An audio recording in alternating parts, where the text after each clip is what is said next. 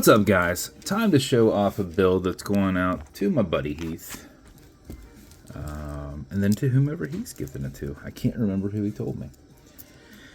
But this is a United States Marine Corps dial. This is a lasered brass dial that is then aged. And then this is a vintage brass bezel. 80s, early 90s. That was distressed. I cleaned it up a little bit. And then I went back through and then did some distressed looming throughout. It has a set of silver Moldova hands in there with one of these new second hands I've been trying out. I like it decently. A lot of times your looms over here. This one has the backside loomed. Brushed case. Brushed engineered band. Brushed clasp. You have a brushed low profile exhibition case back. So then we've got some custom engraving in here. We have State of West Virginia over here, as requested. We have Simplify here on the side. We have some initials here, which is probably who it's going to, not Heath. On the double lock clasp, that opens, squeeze this, that pinches and releases down here. So it's grabbing around that post is what it is. And then stainless steel movement holder in there, a signed rotor, and a low profile exhibition case back. There's a little piece of protective cover on that just so that you know it's there. And then this is a push pin band. You find the recessed area, push that through, push it through, combine the new area, and feed it back through with the tapered side in first. Tap it flush. And then on the other side it's reversed. You tap it through that way, you feed it back through. You can see this side's flush, this side's recessed, this side's recessed, this side's flush. And that is the build. So,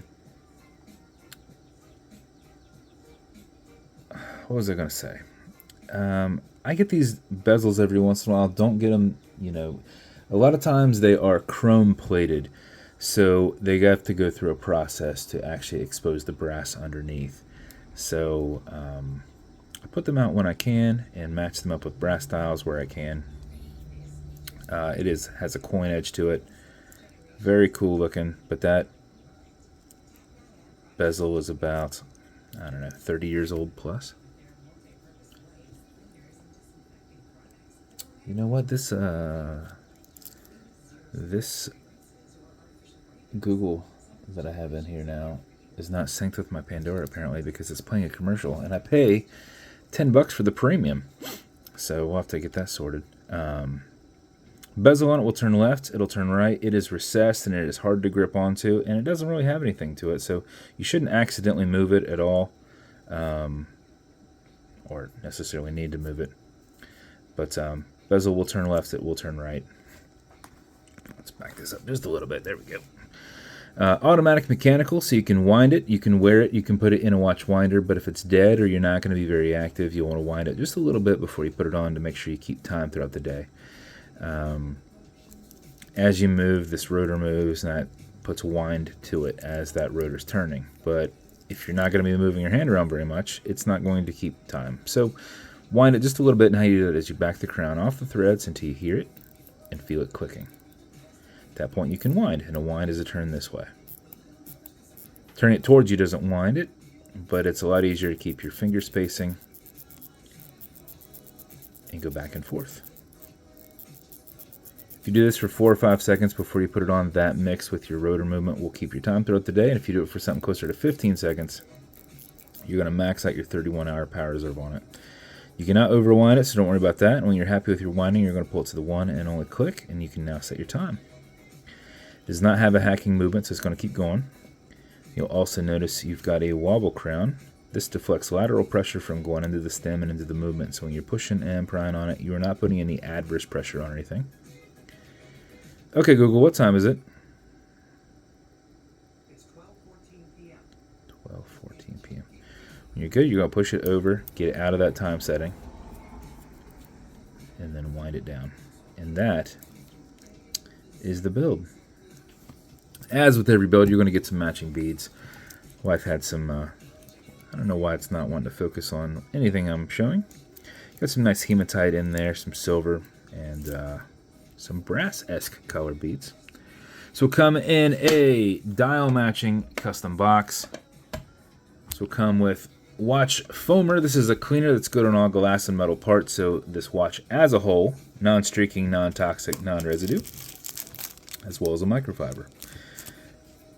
You'll also have some fine scratch remover. This is Novus 2 from Amazon, just repackaged. Whenever it wants to focus.